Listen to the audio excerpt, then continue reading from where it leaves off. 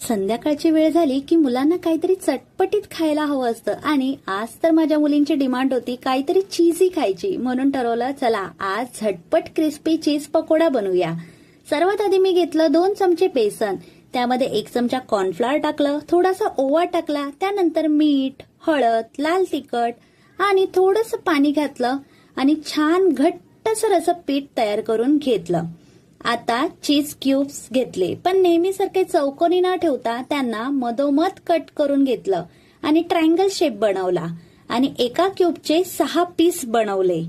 त्यानंतर प्रत्येक चीज पीस बेसनच्या पिठात छान कोट करून घेतलं आणि गरम तेलामध्ये सोनेरी आणि क्रिस्पी होईपर्यंत तळून घेतलं. आणि बघा, बाहेरून एकदम क्रिस्पी आणि आतून मस्त चीजी गरमागरम पकोडा सोबत टोमॅटो केचप मुलांसाठी तर परफेक्ट इव्हिनिंग स्नॅक आहे.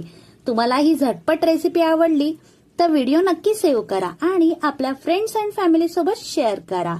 असंच खाऊया हेल्दी, राहूया हॅपी.